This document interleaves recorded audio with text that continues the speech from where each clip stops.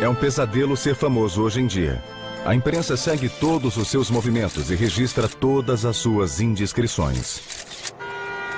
I did not have sexual relations with that woman. No passado, aqueles que nos governavam não tinham esse problema. Não precisavam se preocupar com fotógrafos ou jornalistas expondo seu comportamento lamentável e repugnante.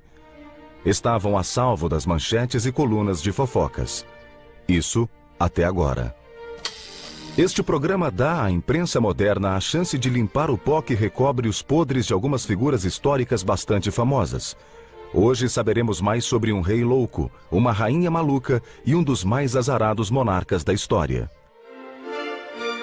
A vida privada dos poderosos, os monarcas europeus. Um assassinato misterioso, um escândalo real, rumores do bizarro comportamento de um rei louco. Este conto tem de tudo. E tudo isso aconteceu sem a indesejada intrusão dos jornalistas. Se bem que, se fosse hoje, eles teriam de fazer fila na corrida para contar o que realmente estava acontecendo. It's very hard now to know where you first find out about something. I mean, you could be in your car, you could be watching TV, you could be on the phone to a friend, you could be on your mobile, you could be on the internet. The newspaper is actually almost the last place where you find out the news for the first time. O enigma da morte de Ludwig. Como a imprensa teria adorado estar por perto na Bavária em junho de 1886. Foi nessa época, no terreno do Castelo de Berg, que o corpo de Ludwig II, rei da Bavária, foi descoberto. Até hoje, ninguém sabe como o rei morreu. Sobretudo porque nunca se fez uma autópsia. The royal family is very Catholic, so they don't believe in autopsies. And to this day, the coffin of King Ludwig is guarded by the Google Manor. This is a King Ludwig fan club. They're a bit dressed like the Ku Klux Klan, but of course there's no other similarity. And they're very protective of him, and they don't want anyone near the coffin. So we don't know. As circunstâncias que cercam a morte do rei levantam ainda mais suspeitas porque ele havia sido deposto em um golpe dramático apenas alguns dias antes. Além disso, os inimigos políticos do rei haviam declarado que ele era louco e o aprisionaram no Castelo de Berg sob guarda. Com ou sem imprensa, a misteriosa morte de Ludwig o transformou em uma figura glamurosa e heróica. Isso ainda acontece quando os famosos morrem jovens. If you want to become a hero, you have to die under tragic circumstances. You have to be beautiful like Kennedy, Diana and Ludwig. Of course, at that time, he wasn't that beautiful anymore, but the myth about him is that he was this glamorous figure. And I think Ludwig has a lot in common with Diana.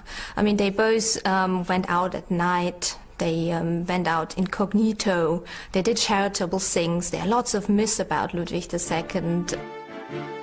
Os problemas de Ludwig na maturidade tinham origem em sua difícil relação com os pais, que praticamente fingiam que ele não existia.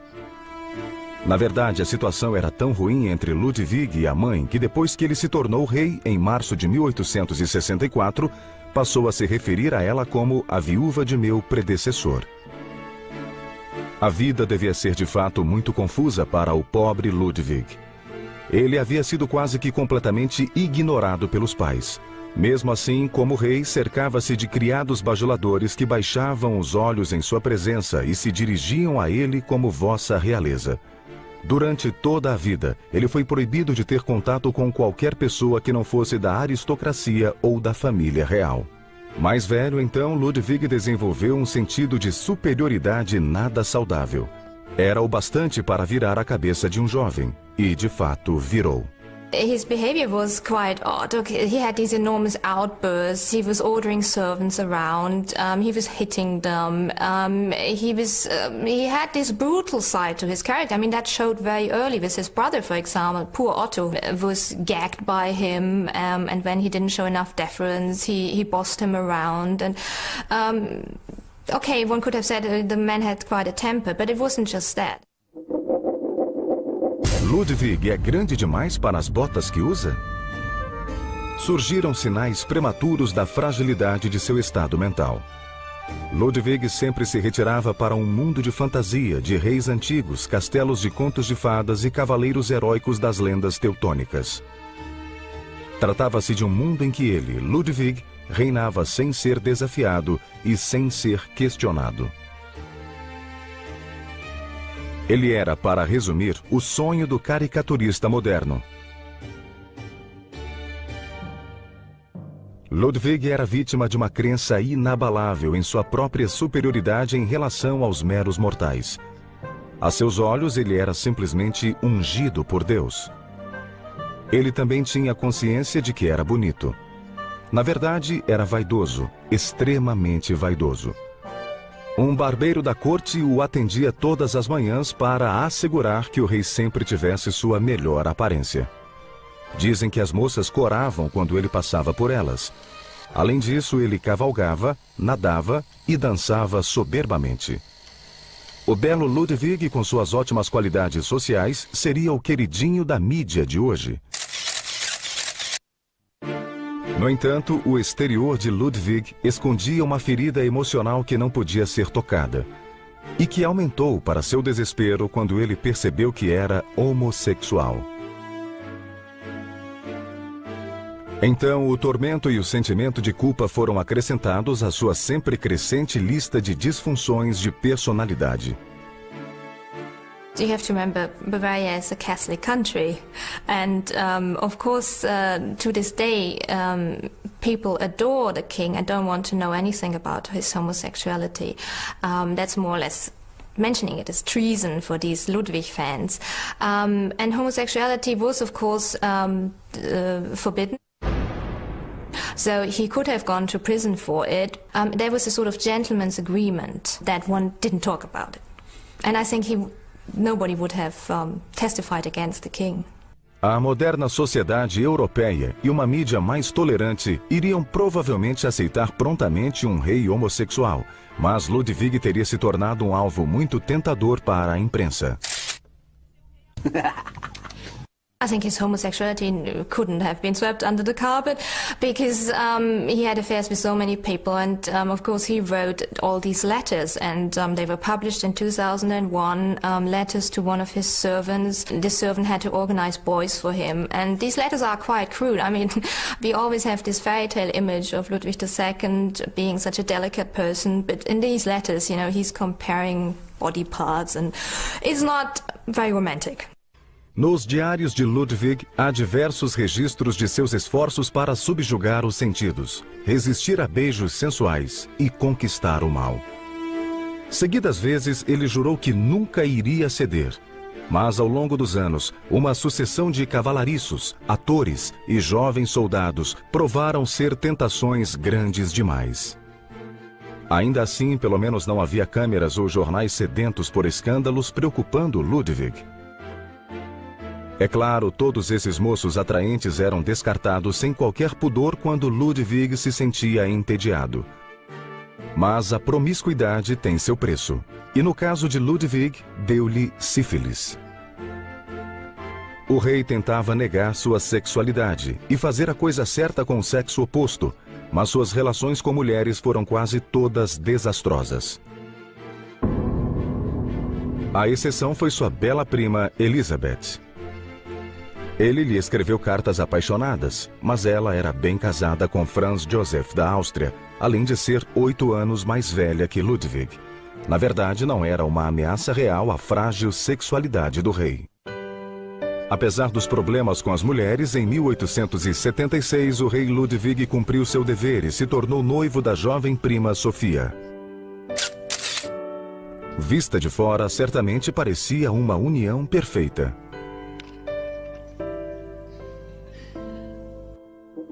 Ludwig vai casar?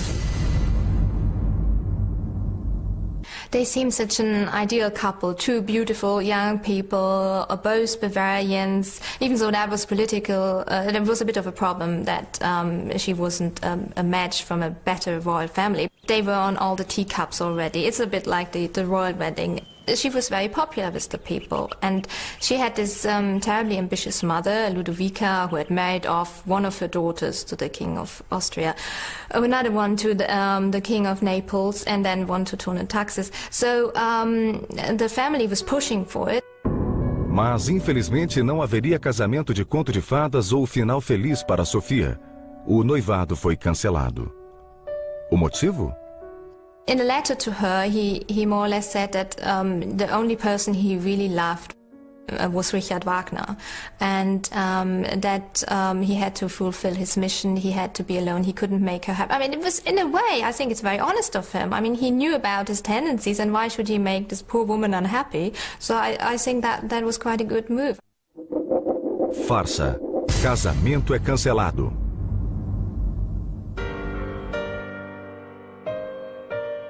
Então, Ludwig havia se apaixonado por Richard Wagner. Isso mesmo, o compositor.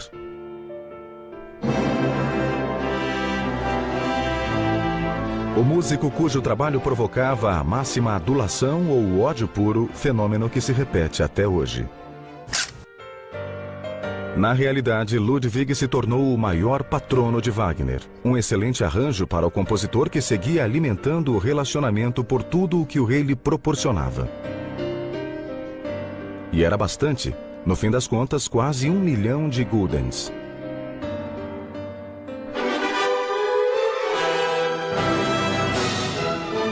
Era como se um monarca moderno despejasse o dinheiro do país em um astro do rock. É difícil acreditar que Ludwig conseguiria se safar dessa se estivesse sob o escrutínio da mídia moderna.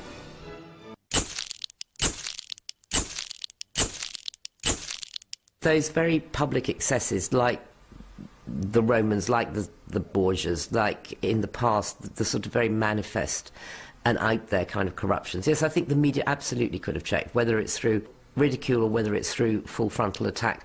And I think the media is very powerful in a sense that it has the power to keep people to some degree on their toes. I mean, I don't think that that Parliament will bother to have things like commissions of standards and privileges, like the parliamentary register, if there wasn't a constant media demand for, okay, we want to know what perks MPs are getting, we want to know who's paying them, and they've jolly well got to sign up to this, and we're going to read it every year, and we're going to publish anything that looks a bit off colour here.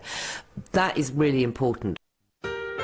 Certa vez, Ludwig instruiu o tesouro bávaro a pagar 40.000 guldens a Wagner de uma só vez. No entanto, Wagner era extravagante com o dinheiro e decidiu se envolver na política da Bavária. Nem é preciso dizer que se tornou profundamente impopular.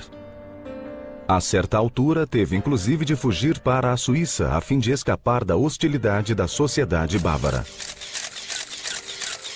I think there wouldn't have been a Wagner without Ludwig and no Ludwig without Wagner. I mean, they needed each other because Wagner was constantly broke. He was on the run from his creditors most of the time, and Ludwig was his absolute saver.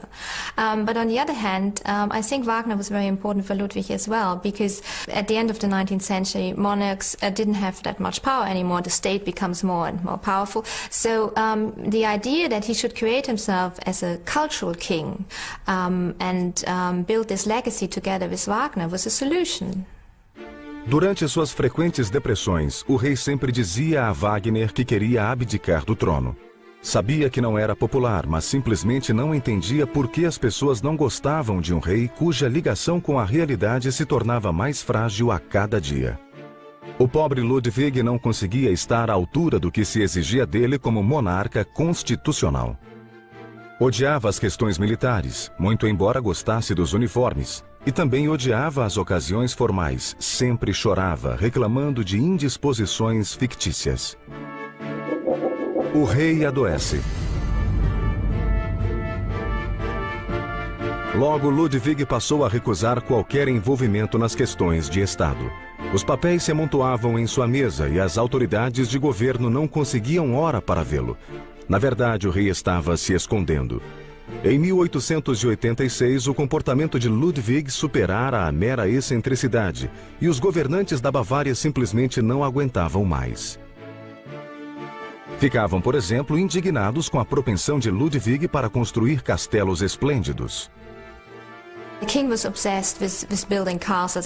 That's what the Bavarian state is still profiting from to this day. Without Neuschwanstein, there wouldn't be this enormous tourist industry. The problem was, of course, that he thought of himself as a medieval king, but the Bavarian state was very powerful, the government was very powerful, and people had made sure that the king was under strict control from the government, and it had already killed his grandfather when he spent too much money on Lola Montes, and in a way the story repeated itself.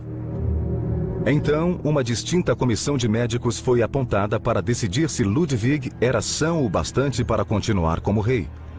No entanto, nenhum deles achou necessário entrevistar o próprio soberano. Em vez disso, eles examinaram suas cartas e diários e colheram provas de criados, alguns dos quais haviam sido maltratados por Ludwig no passado, e ficaram muito gratos pela oportunidade de vingança. Sem surpreender ninguém, o relatório da comissão concluiu que o rei era maluco. É oficial. Ludwig é doido. O relatório assegurava que o rei era dominado pela ilusão de que detinha poder absoluto em abundância, o que resultou em seu isolamento. Ele seria como um cego sem guia à beira do precipício. Tratava-se de uma declaração poderosa, considerando-se que eles sequer haviam examinado o homem que apontavam como louco. Decidindo que era desaconselhável que um lunático mandasse no hospício, a comissão ordenou a prisão do rei e Ludwig foi mandado para o castelo de Berg, onde chegou no sábado 12 de junho de 1886. Ao cair da noite no dia 13, ele estava morto e seu irmão havia sido proclamado rei em seu lugar. Ludwig tinha apenas 40 anos de idade. O relatório oficial que deveria encobrir a verdade sobre a morte do rei cheirava a armação. Testemunhas-chave desapareceram misteriosamente, ou receberam dinheiro para manter o silêncio, ou então sofreram mortes convenientes. De alguma forma, todos se safaram. Em parte porque não havia nada parecido com a imprensa moderna para fazer perguntas e forçá-los a prestar contas. Um grande contraste com a mídia de hoje. Basta perguntar a certos ex-presidentes dos Estados Unidos. Queima de arquivo na morte do rei? I mean, the media, don't forget, got Nixon, and you could apply that, I think, probably to figures in history who have done equal things. I mean, Nixon was a criminal, and they got him on criminality, and they got him through dogged sleuth and investigation and hard, sheer bloody-minded persistence. And I find that very satisfying, that he was brought down for what seems to me the right reasons. Enquanto estava vivo, sempre existia o perigo de Ludwig se tornar a figura central de um sentimento antigovernista. Esse perigo pelo menos desaparecia com sua morte. Mas será que Ludwig foi apenas um fantasista excêntrico, um nobre absurdo e desimportante que viveu em tempos nada românticos? Well, he was very useful for Bismarck to form the German Reich. In that way, he was instrumental, and of course he was paid by Bismarck for this, and he needed the money for his castles. But apart from that, politically he was not very important, and it's as a cultural king that he's remembered. Seja qual for a verdade, o culto Ludwig sempre será lembrado como o Rei Louco da Bavária. Histórias de loucura são comuns quando examinamos a vida privada de ex-monarcas europeus. No passado, inconvenientes desse tipo eram varridos para debaixo do tapete. Hoje, a imprensa garante que tais fatos venham à tona. Something that was always interested me about where the media was, say, earlier in last century was about members of the royal family that were not quite right in the head, and that ended up having appalling lives living in homes that nowadays, and I think this is a very good thing about nowadays, that would not have happened. I think shocking things like that ability to brush that sort of stuff under the counter was awful, and if that had happened, that kind of thing, even though the issue is very sensitive, then I think it's quite right that the media should know about it. A loucura reina suprema na história de Joana, Condessa de Flandres e Rainha de Castela. No seu caso, uma política de casamentos consanguíneos e uma espetacular instabilidade mental natural se combinaram para lhe dar fama como Joana, a Louca.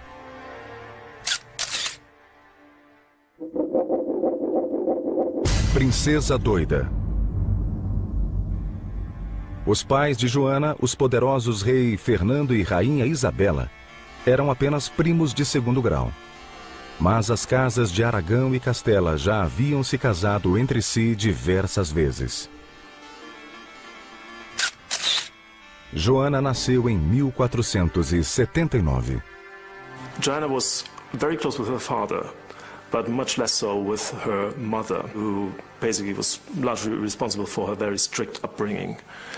And she was also not on the best of terms with her siblings. In general, she felt unaccepted and unloved as a child. She was very much the plaything of those who depended on her. Enquanto a jovem crescia, tornou-se muito importante encontrar um marido adequado para ela. Well, she was certainly a very cultured woman. She was fluent in French and Latin, which was even more surprising for a noble woman at that age. And she played several instruments as well. So, extremely talented young woman, also a beauty, judging by the contemporary accounts. Very much the family beauty. O homem que seus pais acabaram encontrando para ela em 1496 chamava-se Filipe, o Belo. Filipe era membro da poderosa dinastia dos Habsburgos e carregava a fama de ser encrenqueiro e mulherengo. He was a natural athlete, very handsome, very energetic, very sociable, very generous, that's what his friends say, but also, one could say, not the sharpest tool in the royal shed. É claro que Fernando e Isabela viam a união de Joana e Filipe apenas como uma aliança política. Cogitar de amor era provavelmente a última coisa com que se ocupavam. Mas, no fim das contas, quando o jovem casal se conheceu na véspera do casamento, eles simplesmente não conseguiram tirar as mãos um do outro. Muito antes da cerimônia oficial, ao que parece, o casamento já havia sido totalmente consumado. Um Filipe para Joana. Esta acabaria sendo a época mais feliz da problemática vida de Joana. Ela era rainha, tinha um marido que adorava e em poucos meses engravidou.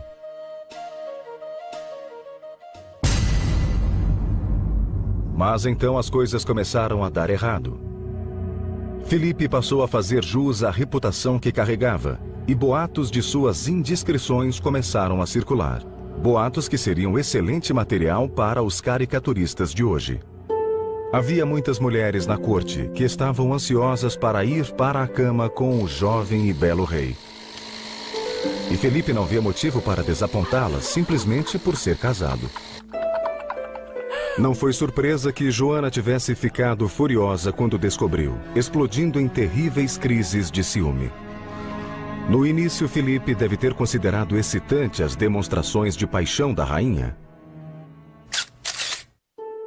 Ele só conhecia uma forma de compensá-la, e assim o fazia. Seu ardor devia satisfazer Joana, porque ela o perdoava. Mas algum dia a rainha teria de encarar a dura verdade, porque Filipe era um sedutor incorrigível. Talvez hoje estejamos um pouco cansados da obsessão da mídia pela vida sexual dos ricos e famosos. Estranhos eventos no Salão Oval norte-americano, príncipes britânicos com amantes de longa data. Talvez os jornais tivessem deixado Filipe e Joana em paz.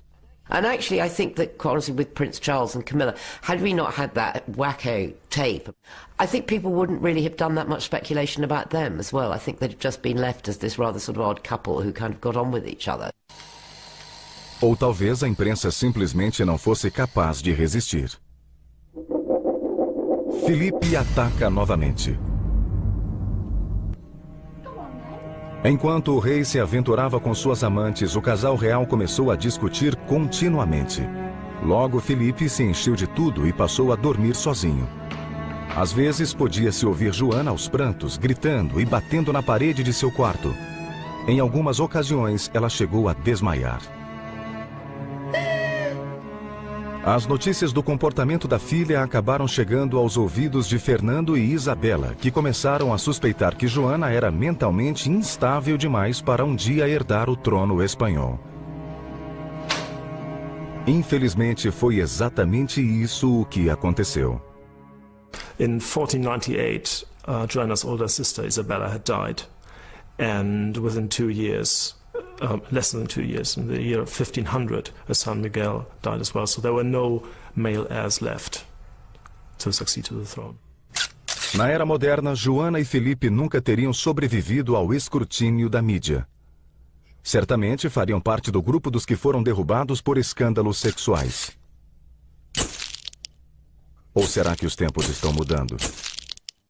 I always feel very ambivalent when people are brought down for sexual reasons, that at the end of the day, how much have they really hurt people? I mean, if we go to Clinton and Monica Lewinsky, okay, maybe Monica had a hard time, but at the end of the day, she knew what she was doing. And she probably will dine out on it forever. Em 1501, Fernando e Isabela tentaram melhorar a situação, pedindo que a filha e o genro viessem morar com eles por algum tempo. Não deu muito certo.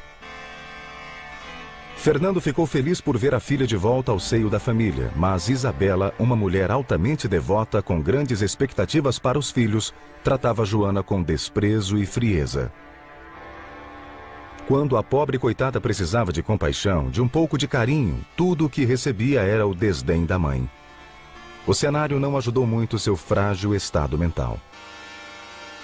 Enquanto isso, Felipe estava absolutamente entediado com a vida na corte espanhola, todas as formalidades e os deveres cerimoniais. E pior, os espanhóis protegiam demais as suas mulheres. Não era vida para um rei playboy, não havia ninguém, além de sua esposa mal-humorada com quem dividir a cama. E após já ter lhe dado um filho e 2 filhas, Joana logo engravidou novamente. Era a gota d'água. Felipe voltou correndo para Flandres, deixando a esposa nas mãos das parteiras. Joana ficou furiosa, acusando-o de querer voltar só para visitar suas amantes favoritas, o que era de fato verdade. O episódio perturbou Joana ainda mais. Então a gentil rainha Isabela decidiu trancafiar a filha maluca no castelo de La Motta durante o restante da gravidez. Supostamente para seu próprio bem. Joana deu à luz um filho, mas seu estado mental se deteriorou rapidamente. Os criados se aproximavam dela temendo pela própria vida. Os padres enviados para ajudá-la eram tratados com violência. O que será que os jornais de hoje teriam feito de tudo isso? I think she would have encountered problems very similar to those encountered by many celebrities or royalty today, in the sense that she would have had a real problem. She would have had real difficulty in portraying herself as the person that she really was. I think the media would have loved this image of her as a mad, deranged queen roaming the countryside. The media would have picked up on the mad side, and she would have had huge problems coping with that. Oi, over here, over here!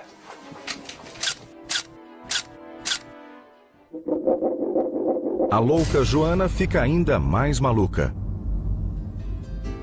No fim, os pais de Joana desistiram dela e em 1504 permitiram que voltasse a Flandres, onde seus piores temores se confirmaram.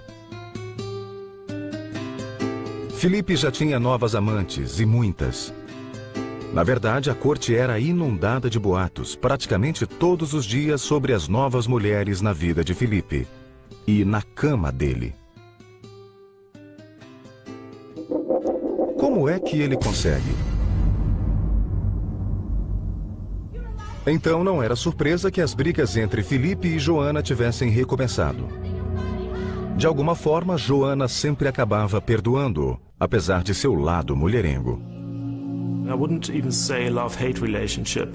It was more like a love versus indifference relationship. She clearly loved him very much. She fell in love with him the moment she met him in Antwerp. It turned out that it was very much a case of unrequited love. She was useful to him, obviously. They went through these patches of extreme hostility and even physical, like fist fights, and then patched things up again and fell out of love again. Em novembro de 1504, a rainha Isabela morreu.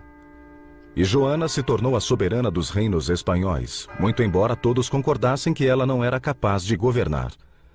Então, Filipe foi chamado para ocupar o lugar de Joana, dividindo o poder com o rei Fernando. Mas em setembro de 1506, Filipe de repente contraiu uma febre. Joana, que estava grávida de novo, cuidou dele dia e noite, nunca deixando de estar a seu lado. Mas seus cuidados não foram suficientes para salvá-lo.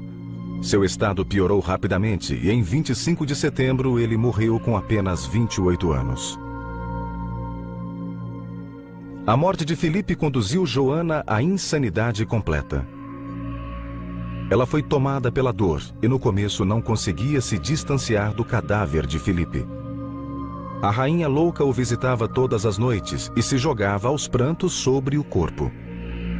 Quando Joana enfim suportou a dor de mandar o corpo do marido para ser enterrado em Granada, já tinham se passado 3 meses desde a morte.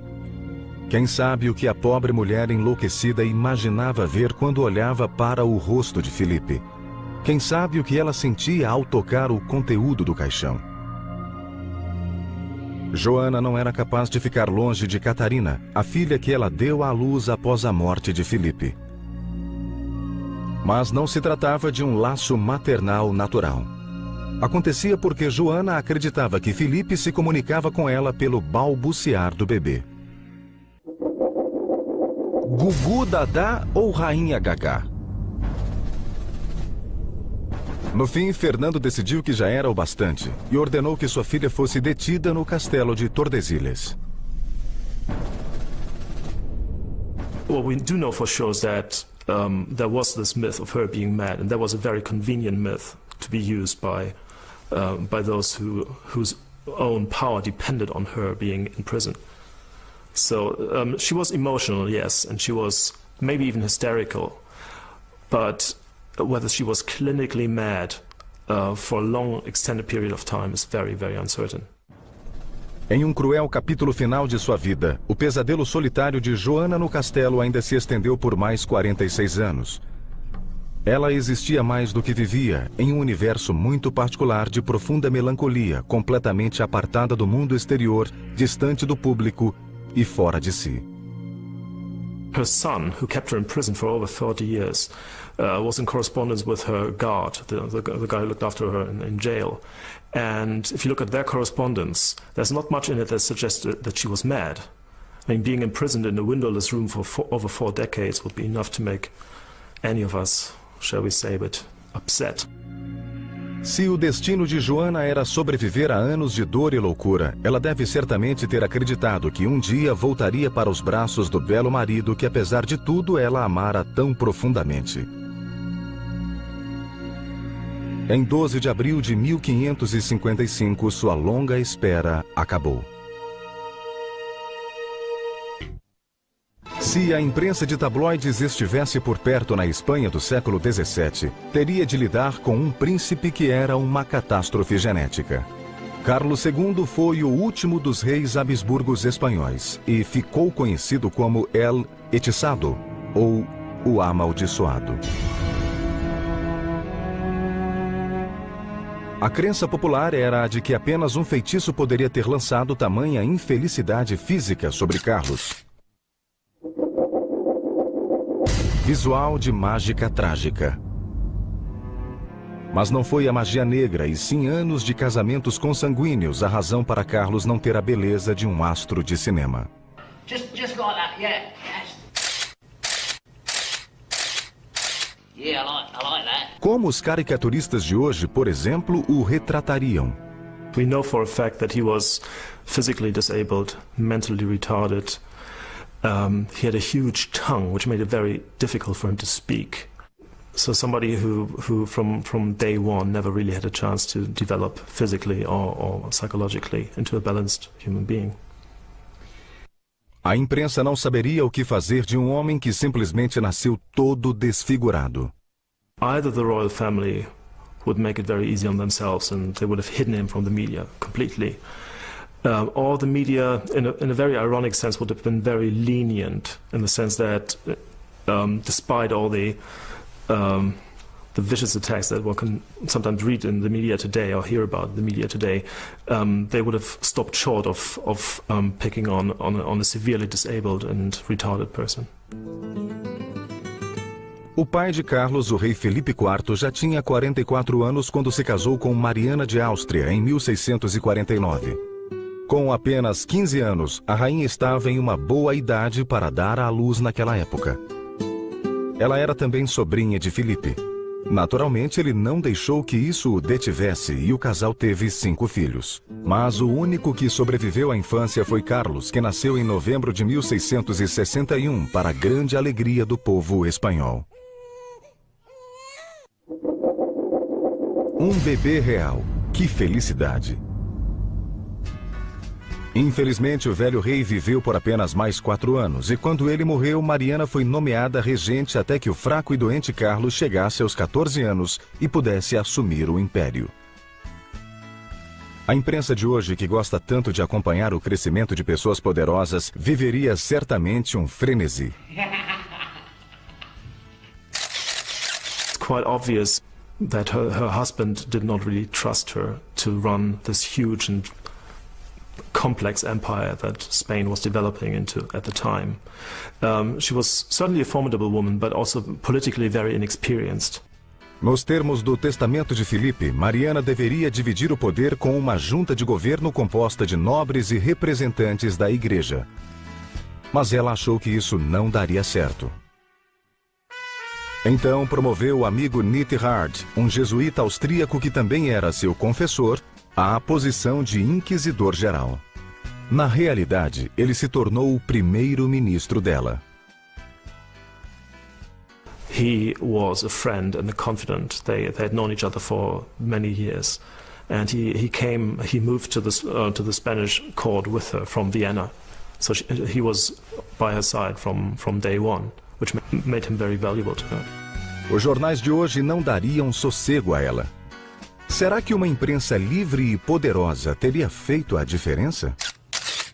Yes is the answer. I think that when you have a media that is as powerful as it is today, and that power derives from money, essentially, that newspapers make money, and therefore newspapers have a freedom to do and say what they want, regardless of what people say and do to them, more or less. I mean, they have a lot of freedom.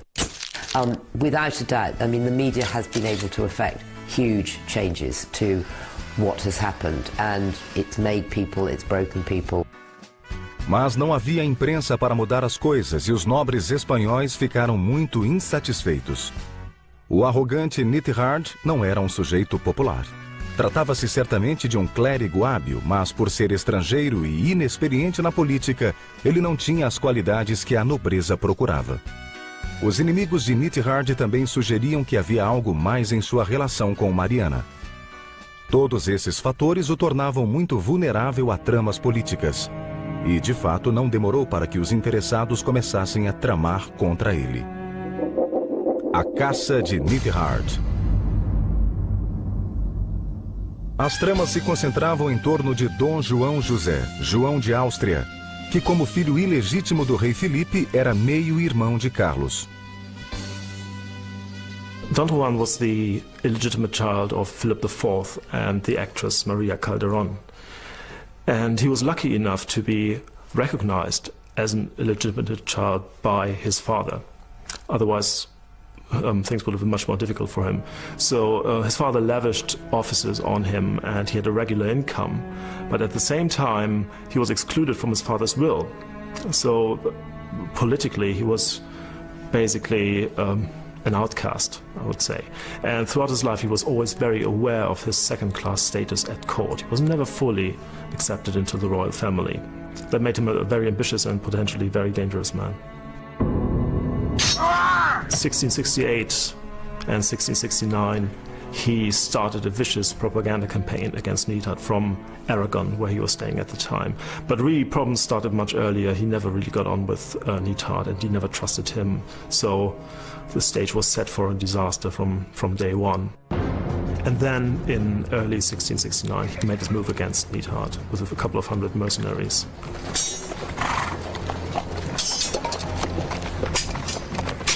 And Neidhart was banished from the country.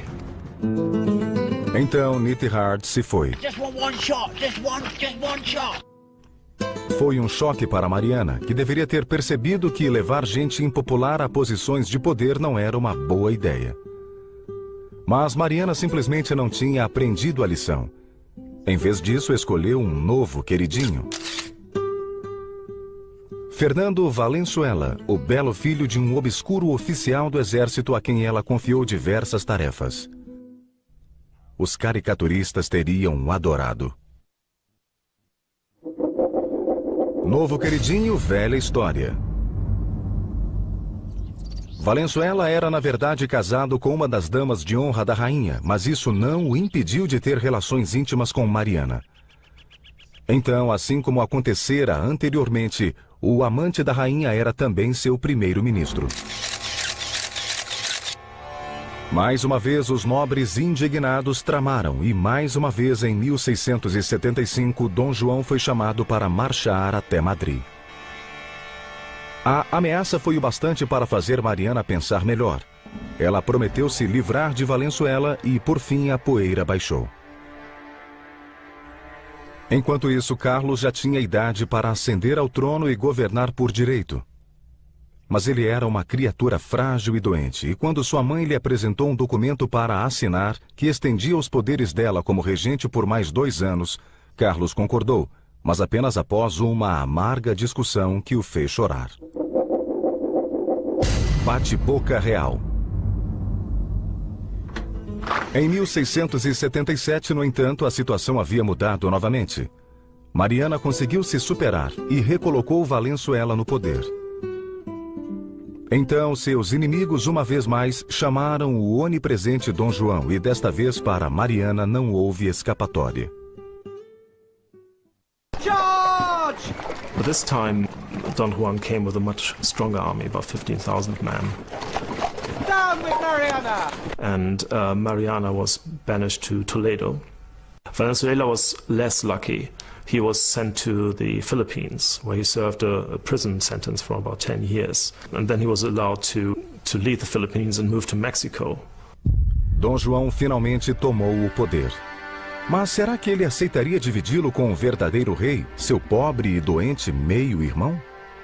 Para o mundo exterior, a resposta era positiva. Dom João e Carlos dividiam o poder e governavam juntos. Tratava-se de uma forma precoce de assessoria de imprensa, de controle das notícias. That's a beauty, that. Everybody liked to think that the spin doctor got invented in 1997, which was really very stupid because spin doctors have been there as long as history's been there. A spin doctor is someone who has enormous influence on the person in power and who decides how stories are going to be presented. I mean, the royal family has always had spin doctors. Hers has always been a closely knit family, and a happy one. You know, to the level of they would manage the time of day that you would announce the death of someone so that it then fitted in with the newspaper schedules, and that they've always been there. Com ou sem os assessores medievais, o malfadado Carlos era um prisioneiro virtual. Todos os seus movimentos eram observados, cada uma de suas aparições públicas era rigorosamente controlada, cada audiência dele era supervisionada de perto, cada carta que ditava era aberta e examinada. Se os jornais soubessem da verdade, teriam afiado as garras.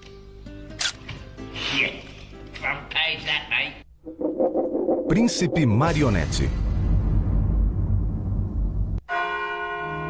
E teria continuado assim se Dom João não tivesse morrido em 1679, aos 50 anos. Carlos era finalmente o rei. Mas ele praticamente não participava do governo e, na verdade, não se sentia inclinado a fazê-lo. Em um relatório elaborado para o Papa alguns anos mais tarde, o enviado papal na Espanha escreveu: "Ele é tão fraco de corpo quanto de mente. De vez em quando dá sinais de inteligência e vivacidade, mas normalmente mostra-se devagar e indiferente, tórpido e indolente. Pode-se fazer com ele o que se quiser, porque ele não tem vontade própria." Mas o que Carlos precisava fazer era produzir um herdeiro. Então, em 1679, o mesmo ano da morte de Dom João, ele se casou com Maria Luísa de Orleans, sobrinha de Luís XIV da França. Bem, o que ela achava do marido fisicamente repulsivo ninguém é capaz de dizer. Alguém lhe pediu que se deitasse e pensasse em qualquer coisa, mas cuidasse de produzir um herdeiro homem para o trono espanhol. Infelizmente, apesar de seus esforços, Carlos não conseguia engravidar a esposa. Em 1689, Maria Luísa morreu tragicamente em um acidente de cavalo. Mas em 3 meses, Carlos já estava casado novamente. Desta vez, a mudança não foi positiva. O resultado, ou a falta dele, foi o mesmo. Carlos ainda não tem herdeiros. O debilitado Carlos passou a acreditar que era amaldiçoado, possuído por espíritos maus. Então, confessores, exorcistas e todos os artifícios à disposição da igreja foram empregados para livrá-lo do demônio. É claro, de nada adiantou. Os anos passavam e um novo século se aproximava. Já aos 30 anos, Carlos era um idoso prematuro, coxo, surdo, desdentado e praticamente cego. Além de tudo, ele começou a se distanciar cada vez mais da realidade. "Muitos me dizem que sou amaldiçoado e eu acredito, tais são as coisas que experimento e sofro", disse o rei. De certo, é difícil imaginar uma criatura mais triste e trágica. Well, Charles II died after a lifetime of physical and mental decay, really. And his reign was a very, very difficult time for Spain indeed. We had a stagnant economy, widespread famines, and Spain was well on its way towards losing its world power status. So it was a very difficult time for Spain indeed. And again, he never really had a chance from day one. The odds were against him. Severely handicapped, mentally unstable, disabled, retarded. There was no chance for him. Carlos, o amaldiçoado, o homem que fora castigado pela união consanguínea de seus antecessores antes mesmo de nascer, morreu em 1º de novembro de 1700. O último e exausto suspiro da degenerada dinastia Habsburgo na Espanha.